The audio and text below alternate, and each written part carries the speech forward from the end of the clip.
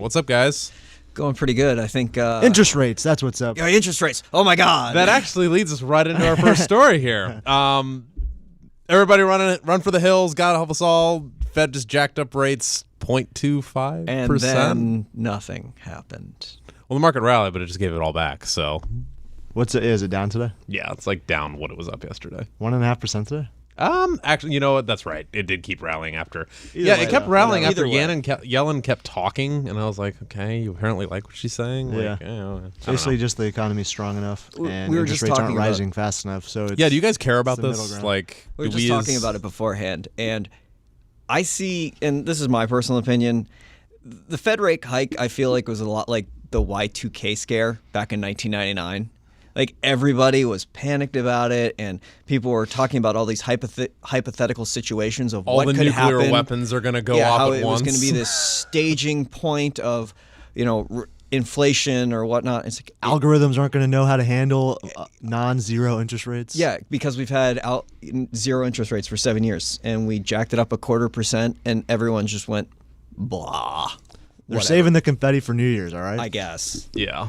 I mean, the only thing that I could see is like higher interest rates might lead to a stronger dollar, which could lead to more pressure on oil The prices. dollar's already rallied in anticipate all year. Yeah, I mean, well, of that this. and because other countries are easing monetarily, like we were doing years, like in the last 7 years, we've tapered off from that, but other countries are following suit, so their currencies are getting weaker.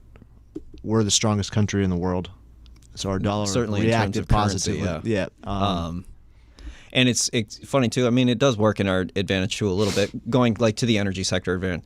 We've talked a lot about the oil boom, natural gas boom in the United States. We're still a net importer of oil, and so with a really, really strong dollar, we're getting a pretty good bang. Well, it is denominated in dollars compared to other people, but we get on imports, we get a pretty good bang for the buck when we're talking about Yeah, the so dollar right now. actually on that note, first time in 40 years, U.S. producers are allowed to export oil.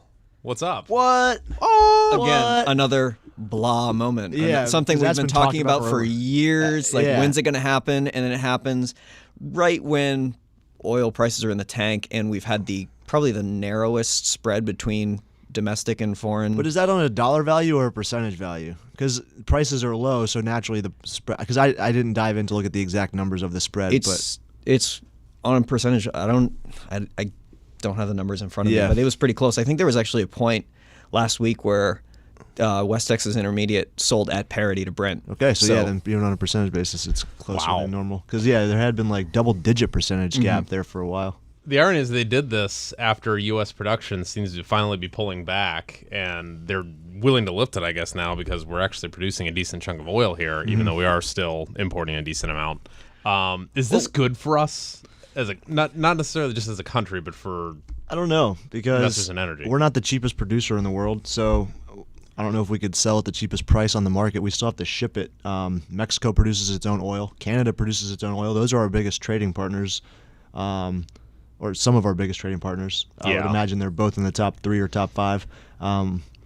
So I don't know who we're going to send this oil to necessarily. Well, Tyler, what were you telling me like 6 months ago or even longer about how It's our got to do with- refineries? It's got to do with quality of oil and our refinery capabilities. yeah, in the because we were United built States. for Middle East oil. Middle East in the oil, 70s and 80s. heavy, Yeah. nasty crude that we could actually turn into Right. ultra low sulfur diesel and gasoline. The theory is that we're producing a ton of light, sweet, very easy to refine, high yield on gasoline type of crude oil, and outside of the United States, refinery complexity, it's like a measure of people's ability to take crude and turn it into high yield products.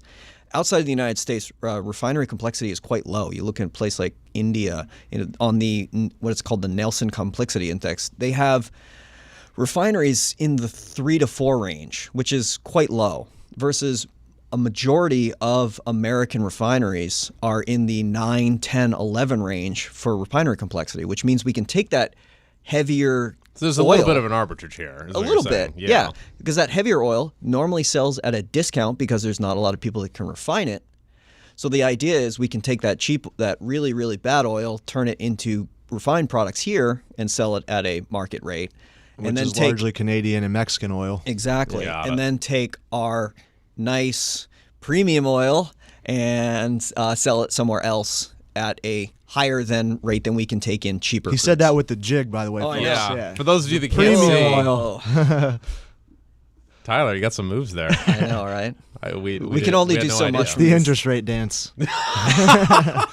Actually, speaking of, I don't know if you guys saw this, but there's another news site called Quartz. Yeah, I've I heard feel of like that, we yeah. should have gotten this. They were actual commemorable T-shirts. It says "I survived the Fed rate hike of December 16th, 2016," and it had the chart of federal interest Oh, rates. yeah. It's from There, 0 to Yellen was 2.25. talking about by the end of 2016 being up just over 1%. So I want a hat that says like 1% or bust or something. What year? By the end of 2016. 2016? So Okay. a year from now. Yeah, yeah. We'll see. 1.25% or bust, Taylor.